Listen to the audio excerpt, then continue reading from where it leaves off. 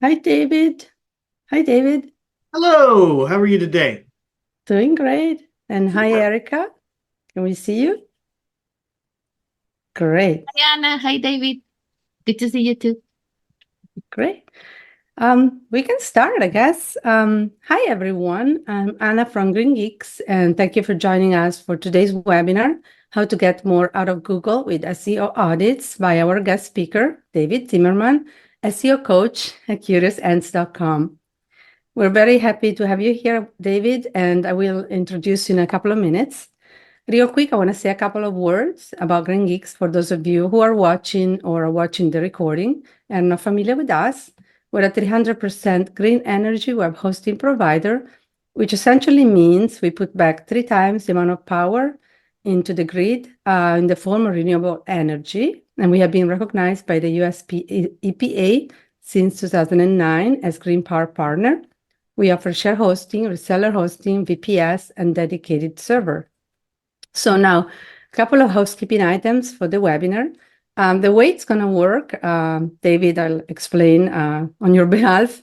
We're going to have 15 minutes overview on how to do an SEO audit, introduction to Search Console and Bing Webmaster Tools. And then David will do 4 live audits, real live websites, focusing on some SEO like conversions, technical SEO, content, and link building. And then we'll have a Q&A.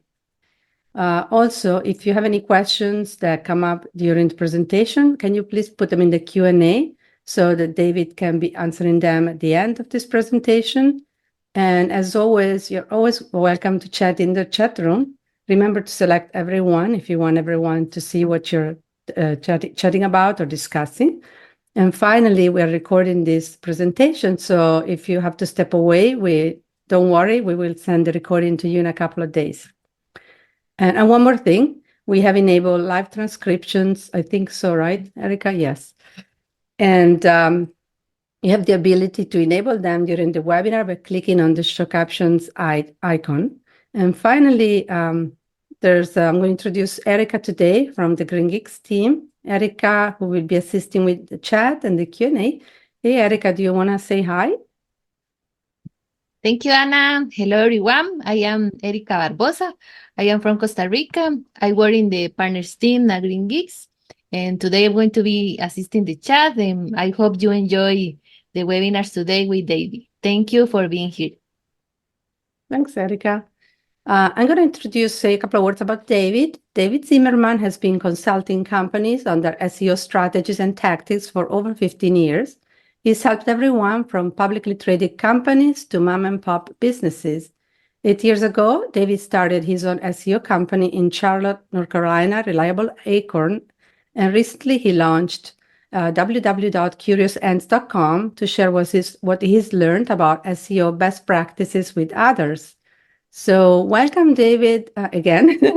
Would you like to say hi and then start the presentation, share your screen? Yeah, thank you for having me. I'm excited to meet with you today.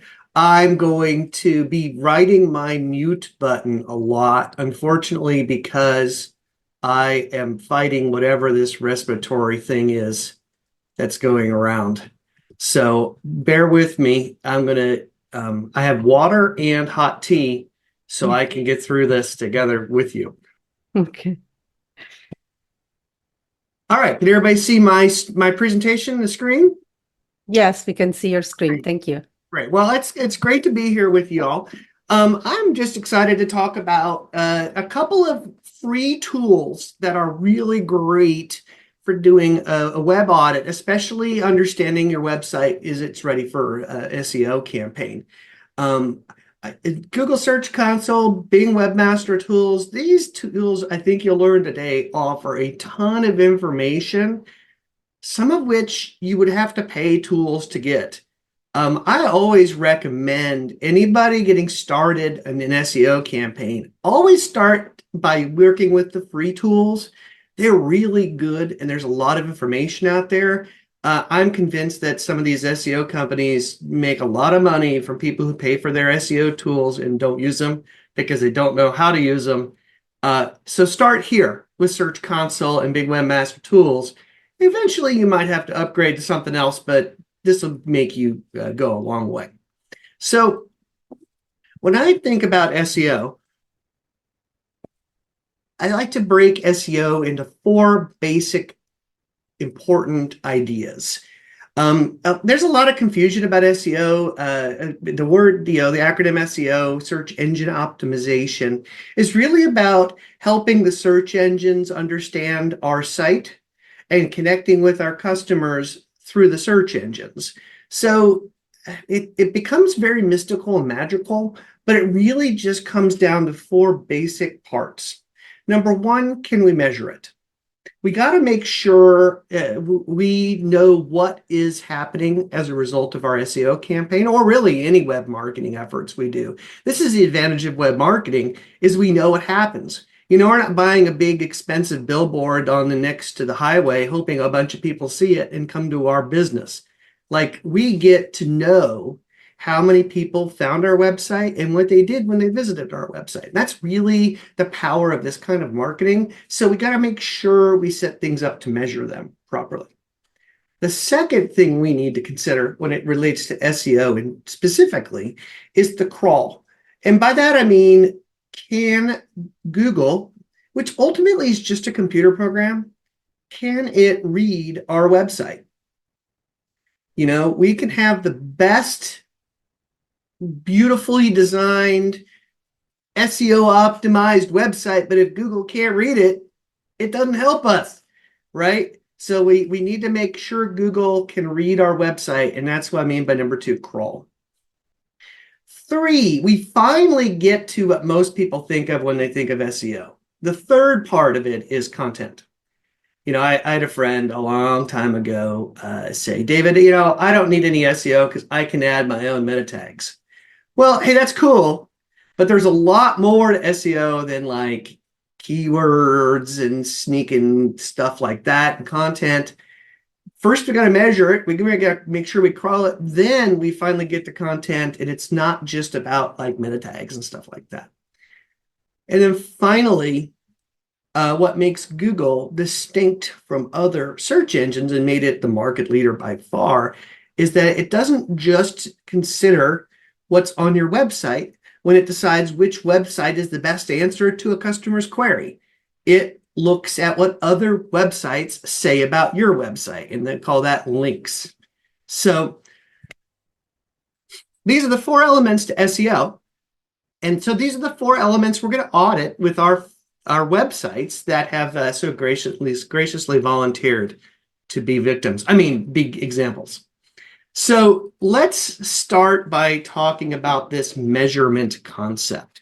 Now, when I talk about SEO and a measurement, oftentimes people think about rank. Now, rank is a part of this, but let me encourage you to think more specifically than that. Rank, if we only think about rank when we're thinking about success of SEO, we might be missing huge opportunities of phrases that we didn't think of people were searching for. Or we might rank for something that no one else searches for. So we rank for it, but no one else comes to our site for it. And even then, even if we get people to come to our site after ranking, are they the right people? So we got to really be really careful when we talk about measurement and SEO. Again, there's a lot of expensive tools out there that are more than happy to charge you a monthly subscription to tell you where you rank, but none of them are accurate. However, Google will literally tell us for free all the ways somebody found our website, the queries they entered into search engines, impressions, how many people saw that query or looked for that query in a given time frame, clicks, how many times people clicked on our site in response to that query, and position. You'll notice position here is a decimal. That's weird, isn't it? How do you rank 55.4, right? That's because rank is always fluctuating. And there's no way to know objectively whether you rank number 1 or number 65. Fact is, sometimes you rank number 1, sometimes you rank number 2, sometimes you rank number 20, and the average comes out to be somewhere in the middle. And Google is realistic when they give us this information. So if we want to look at rank, we got to understand that you Googling yourself, even if you're using the incognito window, which is kind of a joke, you don't really know where you rank. So we want to use this numbers if we want to use rank in Search Console. And there's a lot of information here that's really valuable, but that's the first thing we want to look at for measurement. Where do we rank? But we're going to go a little bit further when we get into specific audits about this. I want to go skip to the next step of an SEO audit is not only can we measure it, but can Google crawl our website? Can Google read our website? Now, again, there are a lot of expensive tools that you can pay to confirm whether Google can crawl your website. But why pay for them when Google will tell you if it can crawl your website? Because isn't it Google's opinion that you really want to know, right? If Google's having a hard time crawling your website and you want Google to serve your website to traffic to customers, well, you probably need to look there. So all we have to do is go into our Search Console account, and we can go over to the left-hand side, we can go to the Pages report, and it shows us any information about pages that might have a hard time crawling. And it can give us all kinds of information about Google's experience with the different pages of our website. And so to go here and to look under your Pages report is a really great way to start to understand, is Google looking at my website correctly in the way I would expect it? But, I'm going to recommend you not just look at what Google says about your website. Bing has a very small market share, right? Most people, like 80% or more, use Google. Bing has 20% market share, if that. Why do we care what what Bing thinks of our website? Well, we might not. But what if you could use the data in your Bing Webmaster Tools account to help you rank better on Google? And that's why I like to use Bing Webmaster Tools. Sure, theoretically, by doing the things in Bing Webmaster Tools, we might show up better in Bing, but that's not going to move the needle for most of us very much. However, if basically Bing and Google work on the same principles, so if we can use the information we get in Bing Webmaster Tools, it can help us. I really like Bing Webmaster Tools SEO reports. You can see that on the left column there. These SEO reports can tell you some highlights of some things that you need to look at specifically on your website to improve. Some of these, and it even tells you by severity. Hey, you know what? This is a pretty important thing. High severity. You should probably address this. Or low severity. Hey, you know what? If you get to it, fine. Probably doesn't make that much of a difference. Again, a lot of SEO tools will provide this for you for a fee. Bing does it for free. But the best part of Bing Webmaster Tools is this little site scan feature. You can, on a regular basis, just say, hey, Bing, will you just go take a fresh look at my website? Tell me if there's any problems, anything I need to fix. It's really a wonderful tool. Now, one of my favorite non-free SEO tools called Screaming Frog, and I can use Screaming Frog to crawl an entire website and shows me the ins and outs and all kinds of little data and details. If you're just getting started, though, that might be a little bit more than you need. Use Bing Webmaster Tools. It's free. Set it up on your website, have Google crawl it, or have Bing crawl it, and then use that information, improve it, and what you'll find as Bing has an easier time crawling your website, Google will too. And so that is just one of these little things we'll check up in our audit, right? So we've talked about measuring our success. We've talked about crawling our websites, the third part of an SEO audit is we're finally getting to the content. And that's where we talk about SEO content kind of gets a little bit weird. People get a little obsessed with like keywords and stuff like that. When I worked with an SEO team, I forbade my team to use the word keyword. Google thinks in terms of topics. Google thinks in terms of ideas. And if we think about it that way, we're going to have a better website in general.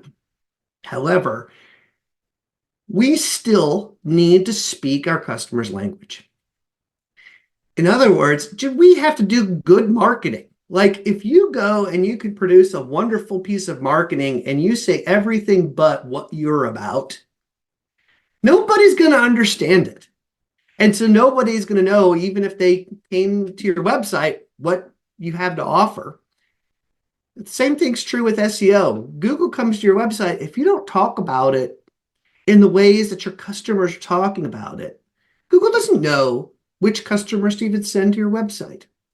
So what we need to do is figure out how customers are searching for you and what words and phrases they are using. To do that, we need to do something called keyword research. Bing Webmaster Tools does some really wonderful things with keyword research. You know, it's one thing to say, I think my customers are looking for me and they're using this word. That's great. Is anybody else searching for that word? Like, wouldn't you like to know that somebody else is also looking for that word? Bing Webmaster Tools, you can see what I've done here. I put a word in and Bing tells me 1,200 people over this time frame. This was maybe a couple years ago, maybe 3 months, searched for this phrase on Bing. In other words, people are actually looking for this phrase. So if I can incorporate this phrase on my website, then I might be able to connect with those customers who are looking for me. If I put a word in this phrase and there's no data, it might not be what other customers are looking for. And so it wouldn't do any good to optimize my website if my customers aren't looking for that idea. Now, this is Bing search data, 1,200 people over 3 months in Bing. If that's true for Bing, what do you think it's for Google? It's probably even bigger, right? So we're using Bing Webmaster Tools to help us determine, is it anybody else searching for these words that we think our customers are searching for, so we know what to incorporate on our website. And so we are using Bing Webmaster Tools to help us do better on Google, in other words. Now, the last part of a good SEO audit is links. And this is kind of what makes Google different. Google doesn't just look at the number of times you mention your favorite keyword on a page and serve your page up because you mentioned the word more than everybody else, right? That's not how SEO works. But it does use the words on the page to determine what the page is about. However, your website's probably not the only website in the universe that talks about that idea. So how does Google say of all the web pages in all the universe that talk about your word, your idea, your topic, which one is the best? Think about it this way. If we go into a room and there's a bunch of plumbers, which is the best plumber? Is it the plumber who has plumber on his jacket, plumber on his hat, got a business card that says plumber, his van out back says plumber? Is that the best plumber? Just because he has the word plumber everywhere? No. The best plumber in the room is the one that everyone in the room goes, that person there, they're the best plumber, right? That's the best plumber. You want the plumber who all the plumbers say, that's the best plumber, right? Well, the same thing's true about web pages. Google wants to know that other people think your web page is good. How does it decide whether other people think your web page is good? Does anybody link to it? Right? So we have to think about this when we think about how we're going to do an SEO campaign, because we're measuring things. We can confirm that Google's crawling. We've put the words on the page. Now we need to think about how other websites would link to us. Now, this is an advanced part of SEO, but really important. And like I said, there's a lot of tools that are expensive because I do SEO professionally. I pay for some of these to help me understand how websites are linking to me. But Bing Webmaster Tools does this for free. I mean, even to the point where here I put my website and my frenemy. My frenemy is my friend who also is my competitor. I put his website in there and I can look and see, hey, if they're linking to Corey's website, I wonder if I can get them to link to my website too. I'm just as good as Corey, right? So that's kind of what we would do with links with Bing Webmaster Tools. I can look and see who is linking to someone's website and ask myself, could I get a website link like that too? That's pretty cool, right? So that's basically what we would want to look at from an SEO audit perspective.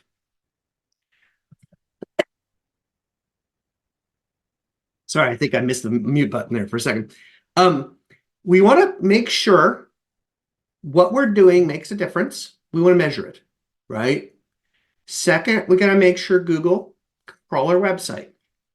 And we have tools in Bing Webmaster Tools and Google Search Console to do that. 3, we want to make sure we're talking about what we have to offer in ways that our customers do. And last, we got to decide, does anybody else think we're the experts that we do?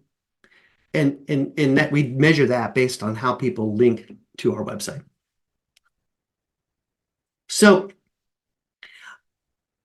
that's a big picture idea of audit. Now, I would like to jump into a couple of websites who graciously volunteered to let us show not only their website, but the data behind their website.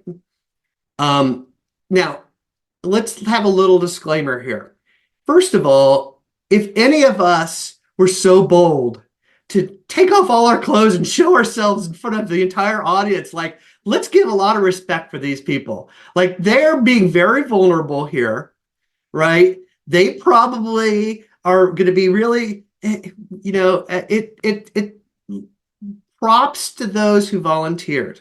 Okay, let's all admit that all of us are disappointed with our own websites, and all of our websites, this guy too, has room for improvement. Okay, so we're going to be looking at these websites, but this is not a critique of these people, right? This is not a critique of their web designer, developer. This is just like honest. So props to these 4 websites who've been willing to do this. And I just want to make that disclaimer. I have I'm so proud that you'd be willing to let us look at your stuff.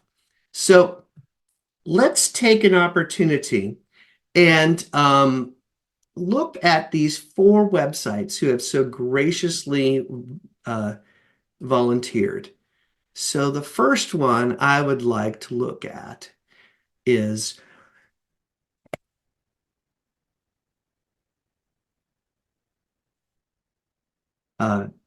Yokodana Kimono. Yokodana Kimono said, hey, yes, thank you. I'd love for you to audit our website. So the first step in a good website audit is we want to make sure we can measure the effect of our SEO, right? So we want to ask at the website, if I'm on the right website, what can I accomplish?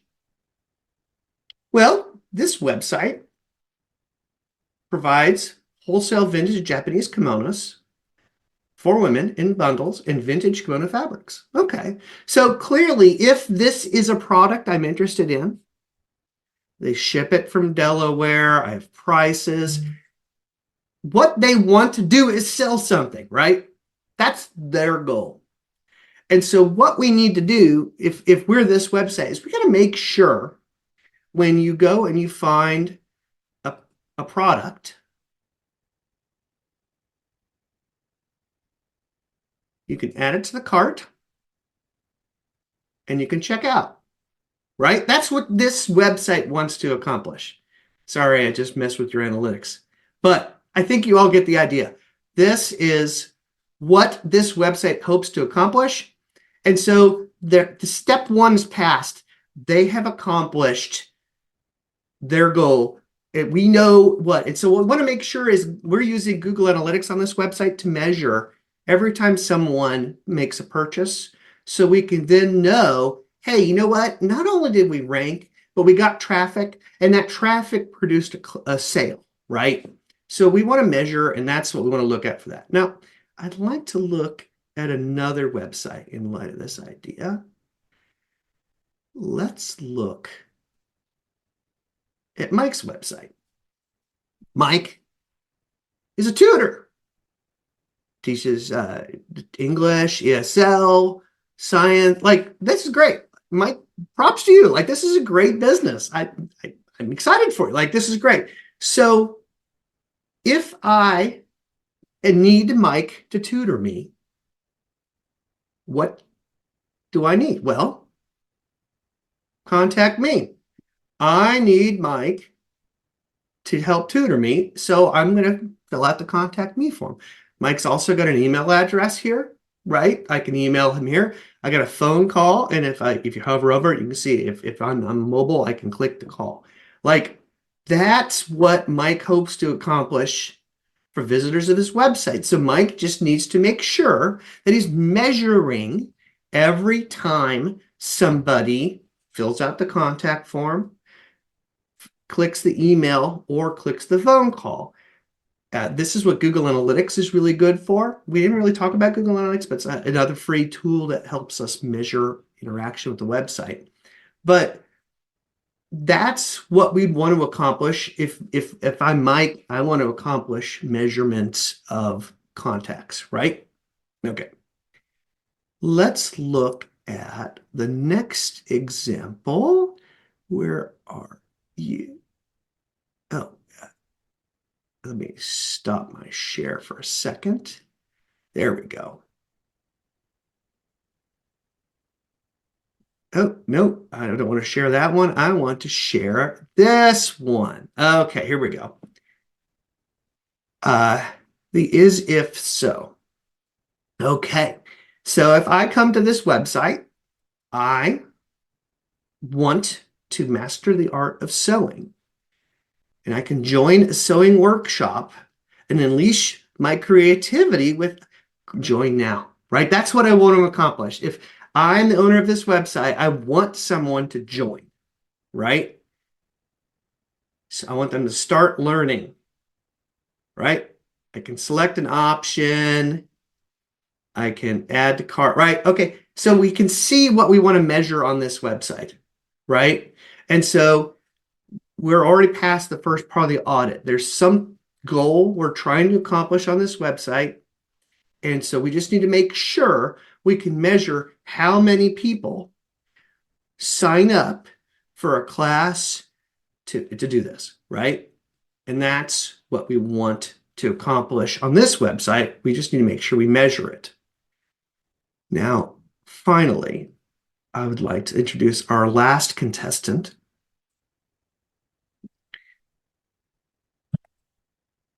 Lawrence's website. So great, we have this website. There's a lot of information. Homemaking made simple. Okay, so I can learn about this stuff. If I'm on this website, what do I want my visitors to accomplish? Well, I want them to read it. Okay. I want maybe to click on some of these Amazon affiliate links, right? Because that's where they make the money, right? But this, I think one of the limitations on this website is there's not a clear goal, right? If I'm selling learning how to sew classes, the goal is sign up for a class. If I'm providing tutoring, contacting him to set up a tutoring session. If I want to buy a vintage kimono, I can purchase that. What about this website? What's the goal here? And so this is not say, again, we're not critiquing Florence. We're looking at the website and we say, how do we know if Florence puts time into effort at doing SEO on this website? How do we know if she's successful or not? We don't really have a very clear goal to accomplish. So what might end up happening is we get caught in this feedback loop of, where do I rank? Where do I show up? And that never ends, because there's always another keyword you can rank for and always another one that you could show up for. But because this website is more of a blog informational website, it's a little harder to decide, well, what is the goal that this website is trying to accomplish? If I were managing this website, one of the things I would really want to do is to have an email sign up list on this page. I mean, you can contact her, but she doesn't really make money that way. Maybe if someone contacts, wants to sponsor, but that's a stranger stretch. What I would recommend on this website is we set up a contact form that merely allows you to sign up for an email list. What's really great about this idea is, number one, it gives someone an action to take. I've come to this website. I'm like, that is a beautiful look. I really want that. Okay, so I'm convinced. I like this style. I want more of this. If Florence were to invite people to sign up on her email list, she has accomplished something with her website. And she's created a captive audience of people who then she can market to anytime she wants. She can send emails with affiliate links and make money off that. Honestly, people would find if Florence attracted people to sign up for her email list, Florence might find that companies would be willing to sponsor those emails. So number one, for Florence to add some sort of join my email list, we get a goal to accomplish. We can set up with Google Analytics how to measure that, and we know we're accomplishing it at that point. But then she's building an asset rather than just relying on the next person hoping they come, because she has a captive list of email addresses of people who found her content valuable. And that's what I'd recommend Florence work on with this website. Get the measurement access together. All the rest of the sites, they have a clear goal that they're trying to accomplish. Great. I hope they can measure it using Google Analytics. But with Florence's, I'd take some time, put a sign up for my email list form on this website. And what she'll find is now she's not just chasing rank or clicks or visits or traffic. She's now trying to get people to sign up for the list. If she's measuring that, then she might learn, hey, this kind of content is more likely to generate a sign up. So I'm going to produce more content like that and grow our email list even more, right? But that's where I would like to recommend for Florence's website that we're going to start with step one in the audit, measurement. And I think that's what she would benefit this website the most, is to create that kind of goal. Now, the second, I didn't mean to do that. So we're going to share my screen again.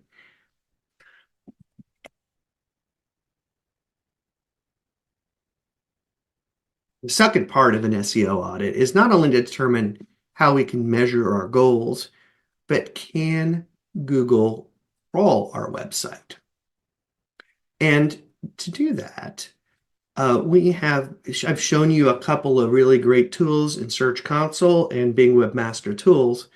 And I would like to look at the is if so website. I'm probably saying it wrong, aren't I? Is if so. Oh, they gave me phonetics and I haven't looked at that. I'm so sorry. Is if so. Okay.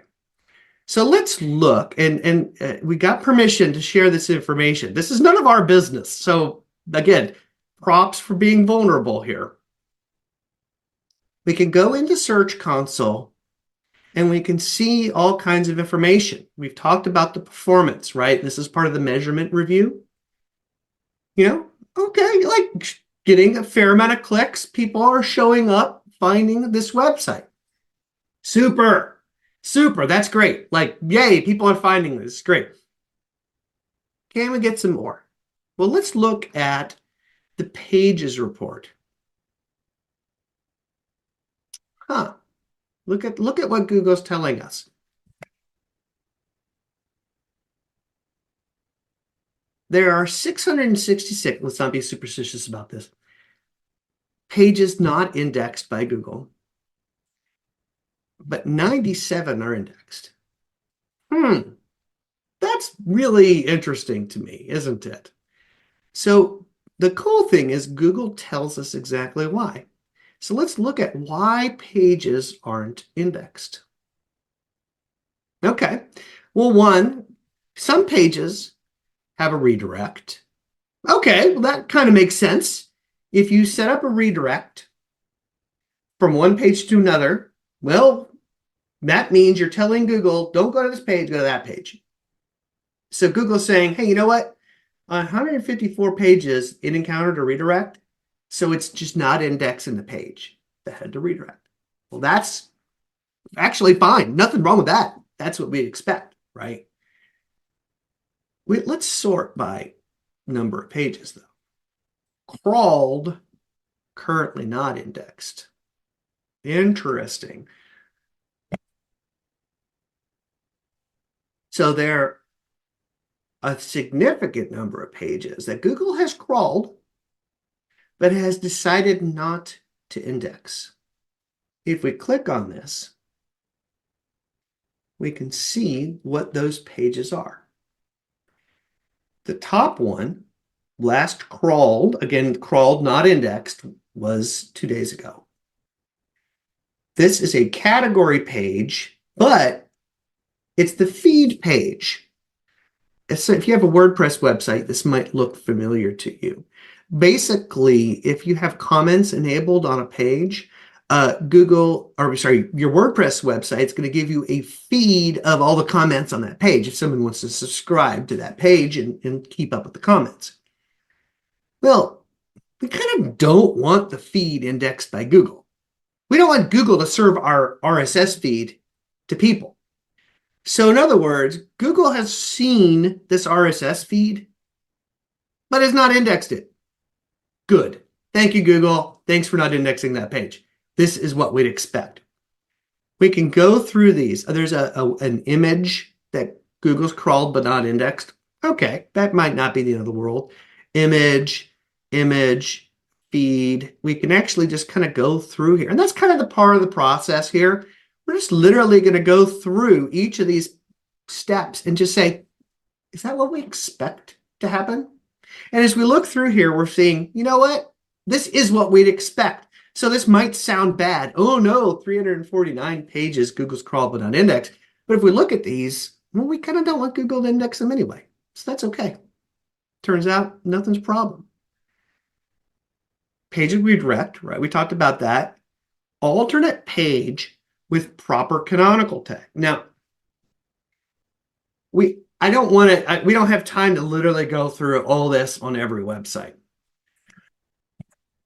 If you go and you Google each of these items, you can find Google's documentation on what each of these things mean and what you should do about them.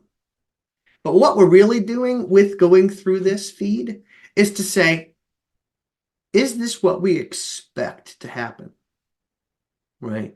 The things that I really think are important to look at, pages not found. There are 58 pages that Google can't find anymore.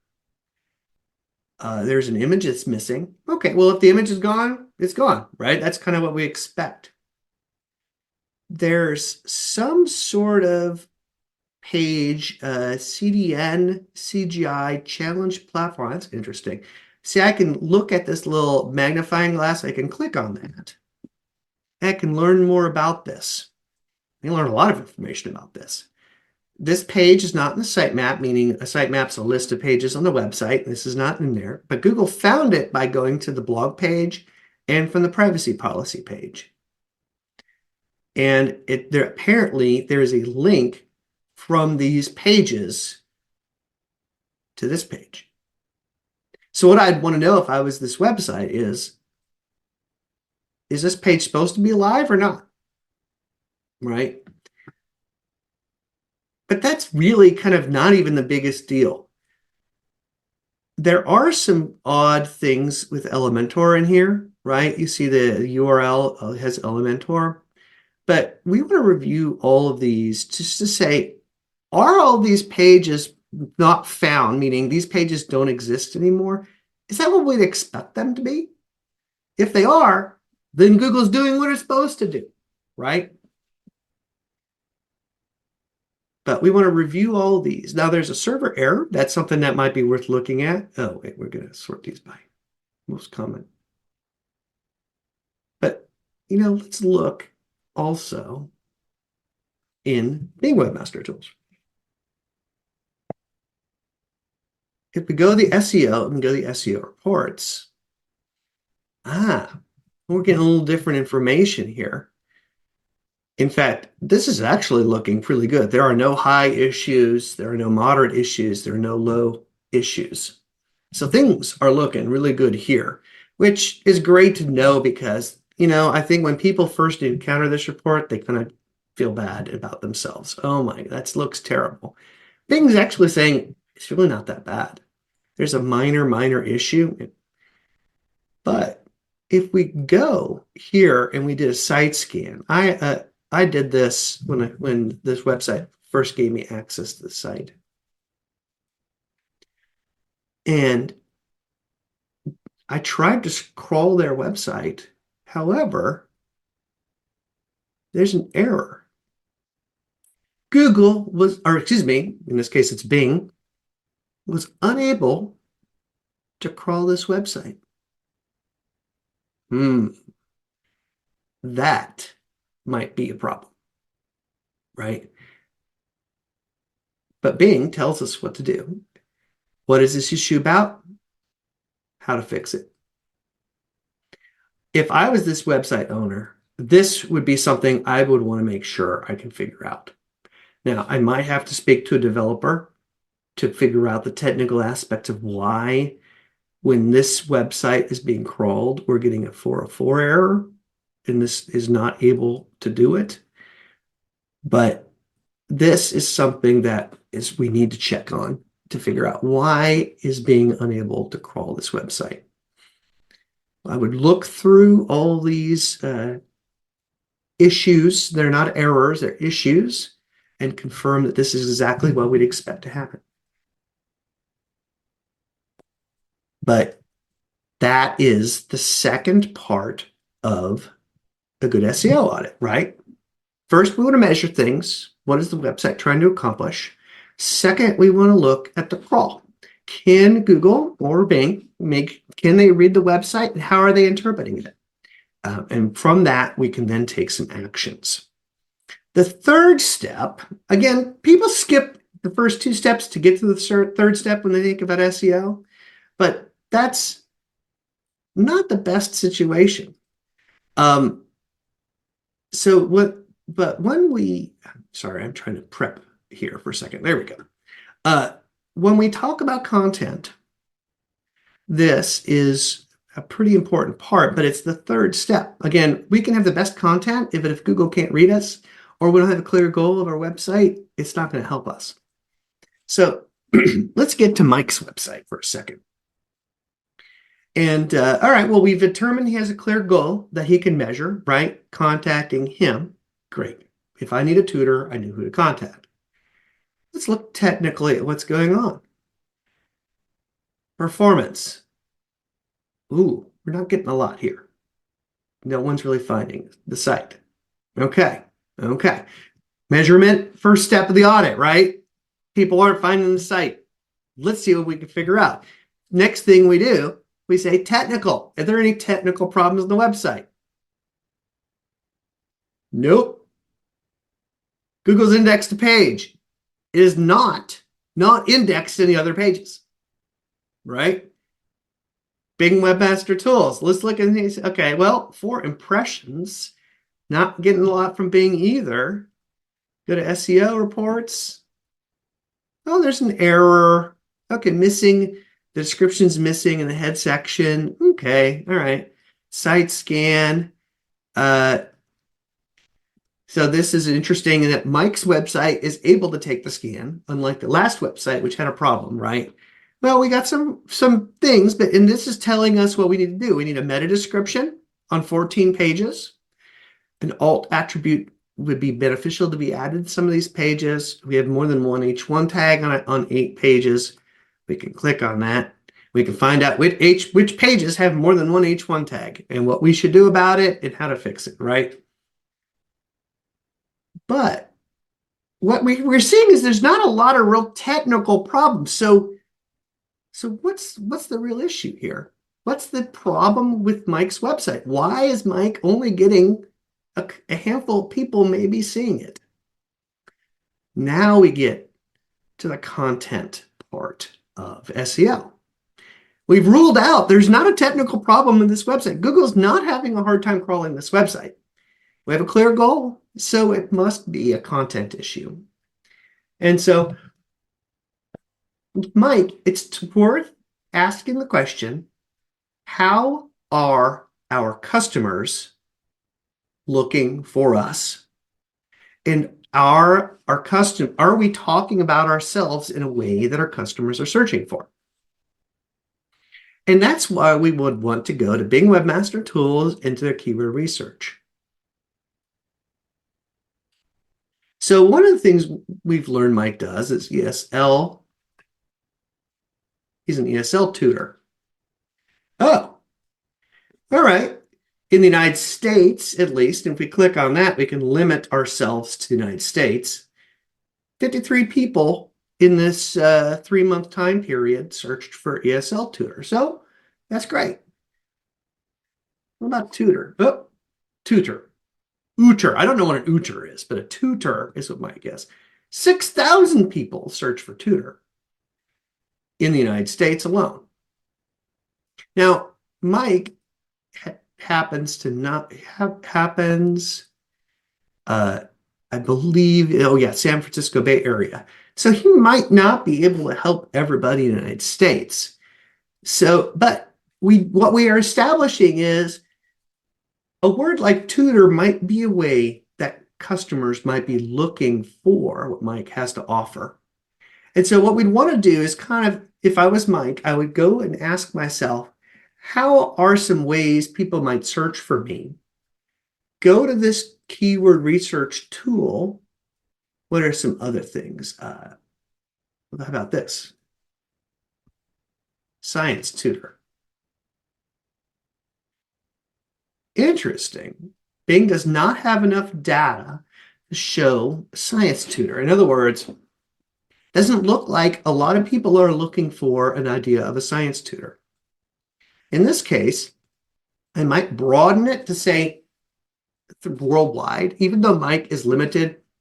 Potentially, he's not going to travel to the Philippines to tutor someone in science. But what we're trying to do is just establish, are other people searching for these ideas? We found a couple, right? Tutor, ESL tutor, things like that. And so I think with Mike, the issue is we need to incorporate better the ideas that or specific phrases that his potential customers are using to search for him so that they can connect. He's got it right up here, Mike tutor, Mike Goring. But that's a little broad, isn't it? Because Mike is in the San Francisco Bay Area. He can't necessarily help everybody. But what I would do if I was Mike is I would take the time to understand how my customers are potentially looking for me, confirm using this tool in the Bing Webmaster Tools that other people are using this phrase as well, and then make sure you're talking about it on your page. and not just mentioning the word tutor once. Let's see how many times we can do a Control F.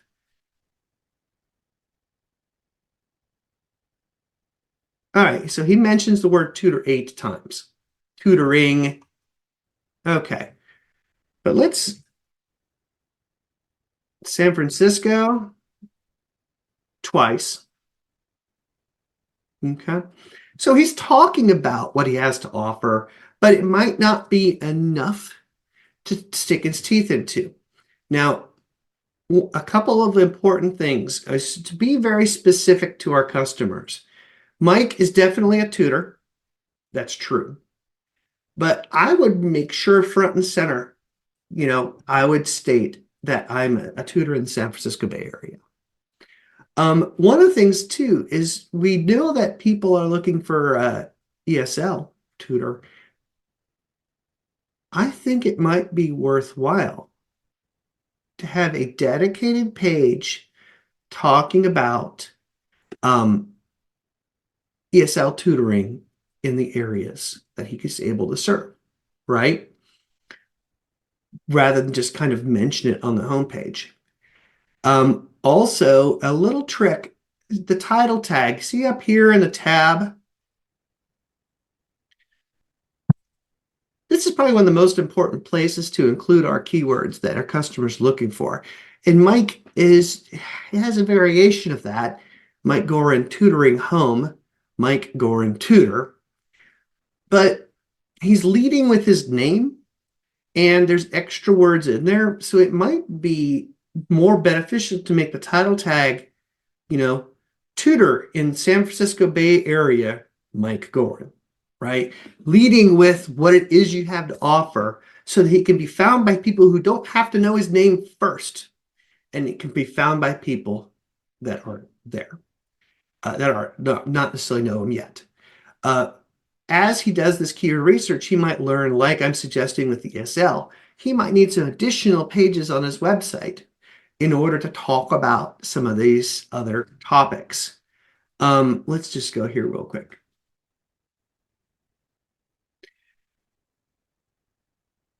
Oh, no, I'm sorry. I thought I could do something, but I'm not able to.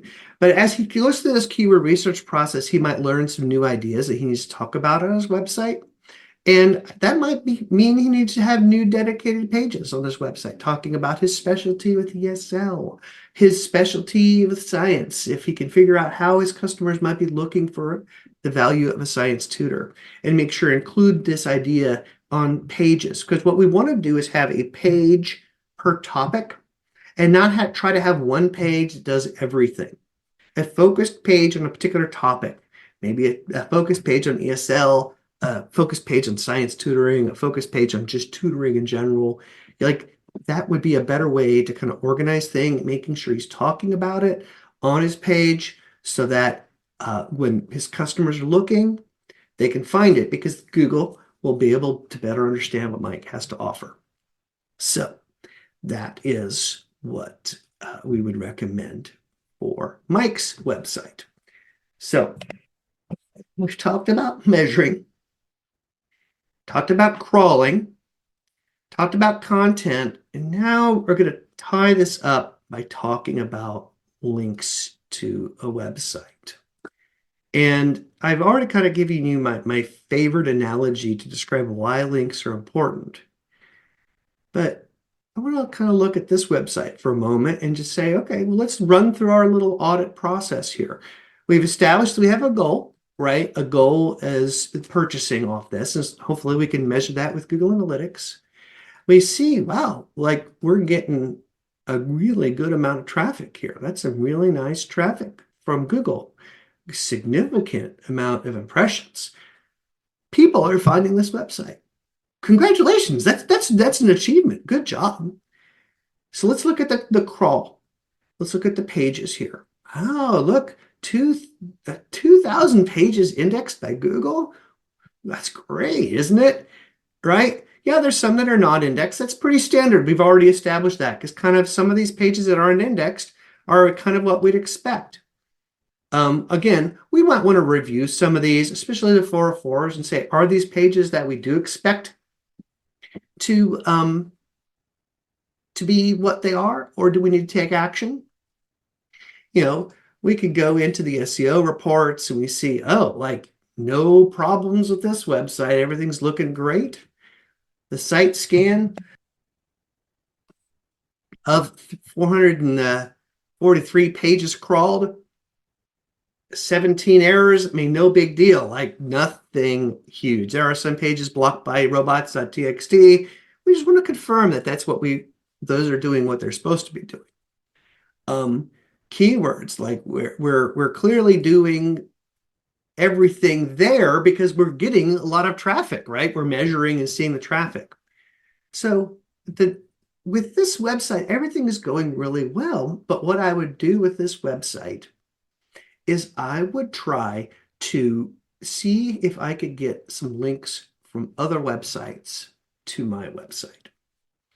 And so one of the ways I might approach this is I might go and say, all right, what I'm going to do is I'm going to find a page. Oh, so here's our performance. I just pointed at my screen. I don't know why I did that. You can't see me point at my screen.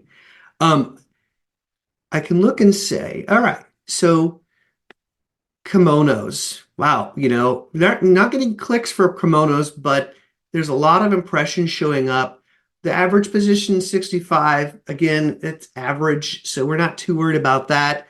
Besides, kimonos is a very broad phrase.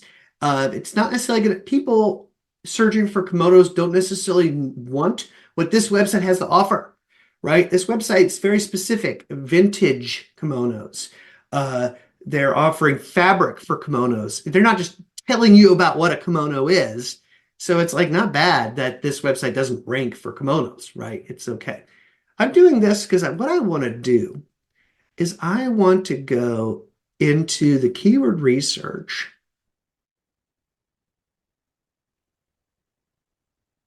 and I want to go for kimonos. Well, we know that people are searching for kimonos because we saw in Google that they're already searching for kimonos. If we crawl down here, what we're getting is a sample on Bing, at least, of the top 10 ranking URLs for this keyword. Here's a Japanese traditional kimono store in the US. It kind of sounds like a competitor to this website, doesn't it? All right. I'm going to copy this URL. Then I'm going to go to backlinks. Backlinks to any site. Oh, I think I already did this one. All right. Actually, when I was playing around, I tested this and I actually put this website in. I'm able to compare the links going to their website with the links for their competitor. And now I can ask myself,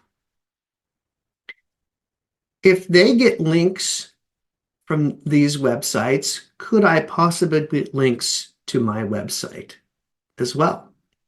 Now, the top source of links is actually the shop of this website. I'm not going to get that competitor to link to me. The second biggest source of links are Blogspot blogs, which tells me they have a blog strategy. This website here is getting links from Blogspot blogs. Now, there's a number of ways you could do that. We could potentially look and say, which of the Blogspot blogs is linking to this website? And if they link to them, maybe they would link to us as well, right? Maybe this website is contributing to a Blogspot blog and as a result getting a link to their website. Well, it might be that this website, one of these Blogspot blogs, would be willing to take an article from us, to which we could add a link back to our website as well. Same with WordPress. There's a website called oldjapan.org. We can even click on this. Oh, interesting. This is just an informational thing about, I wonder if there's a partnership we could arrange at this website and maybe somehow convince them that it would be in their interest to link to our website just like they link to our competitor's website. And so with this website, we have the measurement, we have the crawl, it's looking good. We're getting traffic for our keywords, right? That's great. So it's more of a backlink play. And that's why we'd use this process to figure out who's linking to them and can we get those too. So we have kind of gone through this whole idea of the audit. And I hope you've seen enough examples to see, what we're looking for measurement. How do we determine if Google's having a hard time crawling, and what do we do about that? Are we talking about what we have to offer in terms of content, in terms of our customers and how they're searching for us? And are people linking to our website showing Google that we are the experts in our field? Now, so that is just kind of basically how to do an SEO audit. There's some more information at Curious Ants. I have given everybody access to Curious Ants and the SEO processes that I use on a regular basis. So if you need some specific insight, how do you set up a conversion in Google Analytics? There's actually a process with a video that will walk you through setting up a conversion in Google Analytics. I do recommend in Curious Ants every week you check Bing Webmaster Tools and Google Webmaster Tools. This reminds you to do that and shows you what to look for and tells you what to do if you have a problem. Need link building, need content ideas, need optimization. You can get all that for free at Curious Ants, where I show you how to do SEO, because I'm just sharing processes with you that I do for my clients as well. So I hope you'll take me up on that and go to Curious Ants and get some very specific steps on how to improve your SEO.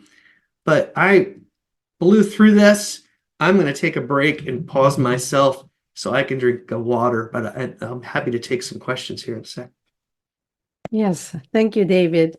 I just wanted to say that thank you for all of those who submitted their website. I think it is something very difficult, to be naked, like you said. So just wanted to really appreciate them for doing this for us. And then let's go through a few questions. What do you say? I'll read them to you if that's okay. No, you're trying to catch up. Brad was saying that his Bing Webmaster tool is down. Is there something? His Bing Webmaster tool is down for me, he said. Your Bing Webmaster Tools is down. So in other words, you're not able to access information on Bing Webmaster Tools. Is that correct? Yeah, that's what I think he meant. So there are, you can see there's a lot of information in Bing Webmaster Tools and Google Search Console, right? They're very strict on who they give access to. I had to ask these people to give me personally access to it, and they had to grant it to me, and they should, please do, revoke my access to this, because this is a lot of very valuable information. You have to verify with Bing or Google that you have rights to that data. So what I would do is go to the Bing Webmaster documentation and see if you need to verify your website again, and they might grant you access to it. That's the first thing I would check. Now, a little pro tip. If you have verified your website with Google Search Console, you can log into Bing Webmaster Tools and say, hey, Bing, use my Google Search Console to prove that I should have access to the Bing data too. And it's a lot easier to do. But I would start there and just make sure that Bing knows that you should have rights to that data. Right, that makes sense. Then we have a question from, I hope I'm saying it right, Siobhan. I'm not really sure. What does index mean? This is back to when you were talking about indexing. Thank you. I'm so sorry. I used jargon and I skipped the definition. So when Google decides whether or not it's going to serve your website to customers, a couple things have to happen first. First, Google has to find your website. Okay? Once it finds your website, it has to crawl your website. A little computer program follows the links in the website and finds all the pages on your website, right? That's what we call the crawl. Once Google crawls all the pages of your website, it actually saves a teeny little copy of your web page in its database. So that whenever someone says, hey, I need a tutor in the San Francisco Bay Area, bing, it says, oh, Mike's one of them. I'm going to serve Mike to that, right? And when we call the database that Google saves of all the web pages in the universe, that's called the index. So Google discovers your site, crawls your site, then adds it to the index. Once it's in the index, it can then serve your page to customers looking for what you have to offer. So the index is just kind of the way to describe Google's copy of your page. Yes, thank you. We have a question here from Kay. So I guess that's his website we're looking at. Yeah, I forgot, icviso.com.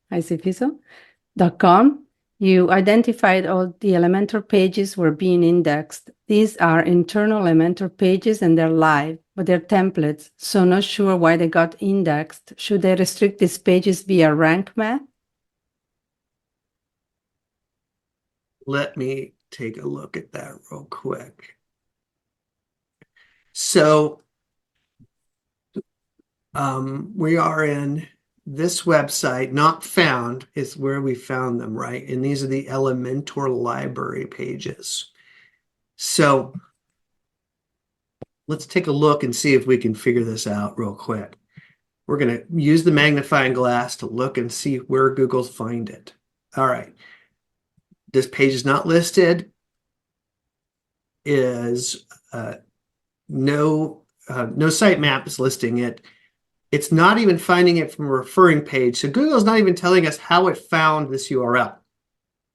It's just there. It's probably built into the Elementor template or something like that. But the thing is, you kind of don't want someone coming to this page, right? This is not a real page. So we don't want to request an index, which we can from this little button here. In other words, the fact that this is throwing a 404 page is exactly what we want. We don't want Google to index this. So we don't need to change any settings in rank math or Yoast or your robots.txt file because Google's already doing with it what we'd expect. Again, these are not necessarily problems. What we're getting is a list of how Google's interpreting our website, and our goal of reviewing these is to say, is Google making the right decision? In this case, yes. Yes, it is making the right decision. Thank you, Google, for not indexing this page. Throwing a 404. There is really not a problem here, so I would not take any steps to rank whatever you want to do in rank math to fix it, because there's something broken. It's doing what we want it to do. If, however, a major page like a course page was showing up in these 404 pages, that would be a problem that we'd have to take initiative to fix. But in this case, all these Elementor things, good. I'm glad Google's finding a 404 because we don't want those to be served, and they're not being served.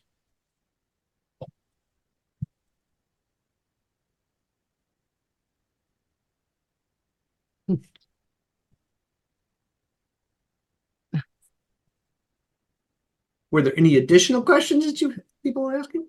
Yes. Thank you for answering that.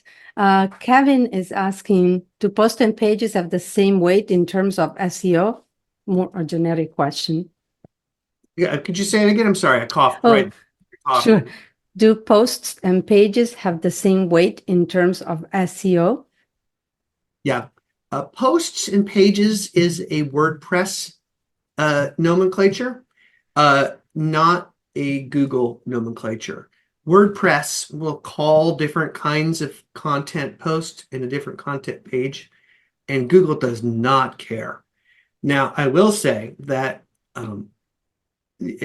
so those, from just simply that question, does not matter for Google's sake. That's just what WordPress calls it, and Google will treat them all the same. So if there is as long as Google can crawl them, and there's content on them that talks to your customers and potentially links not only from your own website or from other websites, it's all the same.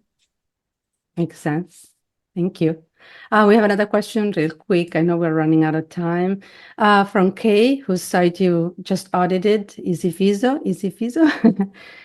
He said, I have a lot of toxic backlinks pointing to my website. What can I do, please? Toxic backlinks pointing to the site. Sorry, I missed the mute button. All right, here we go. So toxic backlinks. So when we talk about link building, we understand that links are very important to Google, but not all links are equally good. Let's talk about the plumber example. If we're in a room full of plumbers and we decide that the best plumber in that room is the plumber that everybody's pointing to that says that person's the best plumber, well, that's the best plumber. Except if someone gave that plumber, every one of those plumbers, $5 to point at him, right? Because then it's just, I'm pointing at you because you gave me $5. I cheated the system, right? I've cheated the link, the plumber. And so I've paid everybody to tell everybody, point at me to say I'm the best plumber. The same thing's true with link building. If we try to cheat Google by paying someone to link to us or trading links with someone or spamming and hacking a website to link to us, we've cheated. And although there's a link pointing to us, Google says that's a cheating link and it's a violation of their link building best practices.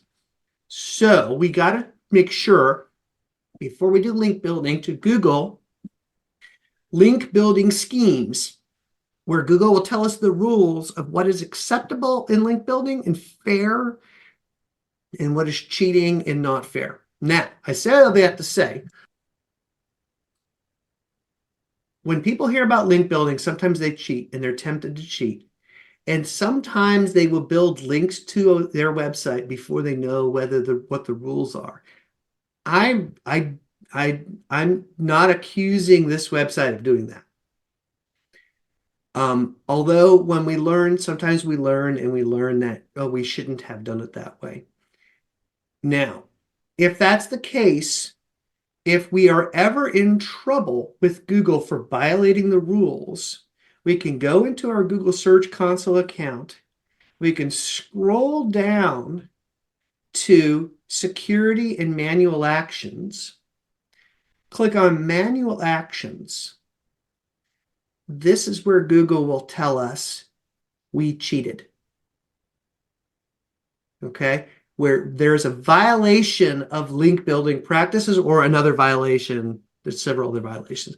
So we're looking at Search Console at this website, and Google's telling us there's no cheating going on.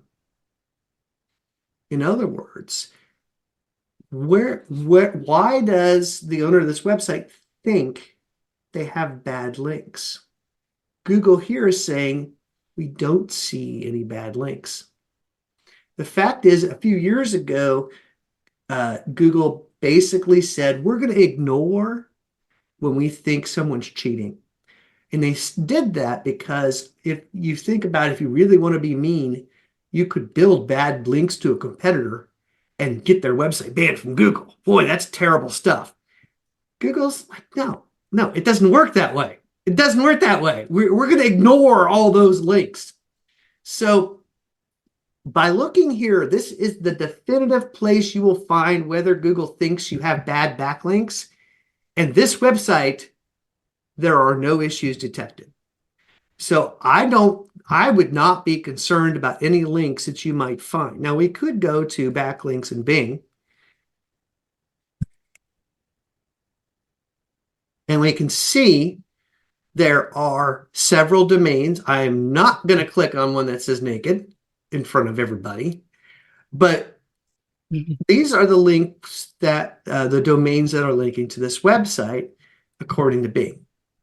There may be more because Bing is not going to be comprehensive in everything. There are third-party tools we might pay for that would suggest it. SEMrush will provide this. However, warning, SEMrush gives horrible advice about bad backlinks. They have a tool that allows you to submit bad backlinks to Google and get them forgiven. Google themselves has said, do not do that. And we know we don't need to do it in this site because there are no issues detected. So for whatever reason, this website thinks there are bad backlinks to their site, there are no problems. Please do not do anything with them. If there are bad backlinks, Google's ignoring them. But do not use SEMrush's tool to submit it. Please, please, please do not. So I guess what I'm trying to say is reassure you, I don't think there are bad backlinks to this website. We could look in other places and we might find some. Every website has a couple bad backlinks now and then. Google just ignores them. But I wouldn't worry because Google is here telling you everything's fine. If you were in trouble with Google, there would be a big red X and it'd say, yeah, we've kicked you out of the index. You're done. And we don't have that. So that's a good suggestion. A couple of more questions real quick. Beth is asking if links from social media count in the link metric. Excellent question. No. That was an easy answer. So think about it from the plumber perspective, right? Social media links are links we create. So if I am in a room full of plumbers and I keep talking about how awesome I am and how I'm the best plumber, does that really make me the best plumber? Well, isn't social media kind of the same thing, right? We're just talking about ourselves. It's called user-generated content. I put the link in there. It shouldn't count as a thing of credibility. I added it. And that's beside the fact that Google can't read Facebook. Their competitors, Google can't read your Facebook. And the links have certain features set up like no follow, redirects, and things like that that basically make them not count from a Google perspective. So does that mean you shouldn't share your links on social media? No, please do. That's a great idea. Just don't think it's helping you build links to your website from an SEO perspective. That's a great point. We have one last question from Pam. If you add links to different things on your website, does that count as a link Google will count, or is it only links that other sites are sending to your site? So I guess Excellent question. it is a good question. One of the most underrated SEO tactics is building links within your own website. Links within your own website help Google see what you think is the most important page on your website. Now, it doesn't do the same thing as, hey, a room bunch of plumbers, who's the best plumber? But building links within your own site helps Google say, oh, this page is pretty important to keep linking to it. So it's really a very good idea. Now, I would say that, and I will follow up in a second. Number one, Google doesn't count navigational links in far as that goes. You should have navigation. Your website has a hierarchy. You should add your links to that. Yes, but from a link building perspective, those don't count for Google. So really what it's looking for is links within paragraphs of text. Two, Google only counts the first link from one page to another as far as internal link building goes. So if you have a page and you link from it 10 times to another page, it's only counting the first link. So in other words, you're not really helping anybody. You're actually diluting the value. So it's a way of thinking about this. A web page has so much authority. You have a link, all the authority passed from your web page to another page by the links. If you have 10 links on that page to another page, that link authority, every page that receives a link gets a tenth of that, okay? Because you have 10 links to other pages. However, if they're all 10 to the same page, Google only counts the first, meaning the first page gets a tenth. Because you have 10 links, it only gives you the first. So it would be better to have one link from that page there, and you'd get the full value of that link rather than have 10 links to there. So that's a little bit nerdy, a little bit too granular. But I guess what I'm trying to say is when building your website, don't neglect adding links to your core pages with the anchor text, the clickable text of the keywords you want that page to show up for, so Google can identify what the page is about and that it's important to you, and you'll find that Google rewards it because it says it must be an important page. So yeah, but it shouldn't replace a third-party link building strategy too, but it's a very underrated SEO strategy. Great, thank you. Well, I think we're kind of like over the time limit we have, and I think I'm going to thank all the site owners who were a test site for this audit. And David, thank you so much that you've been doing this and you've been sick all along and you still made it through. And we have here curiousants.com/GreenGeeks if they want to sign up for a free account and contact you. Is there any other contact information? Yeah, that's the best way to keep in touch. That's the best way. Yeah, absolutely. But yeah, I also want to say thank you for everyone who submitted yourself. If we did not select you, please don't think we thought your website was terrible. Yeah. No, that wasn't Just wanted some good examples that we thought people could learn from. So thank you for being willing. Thank you. Well, thank you, David. Thank you, Erica, for your help, for being there. And thanks, everyone, for attending. And we'll be sending everyone a link to this recording in a few days. Thank you. Thank you, Anna, and thank you, David. Bye. Bye, everyone. Bye.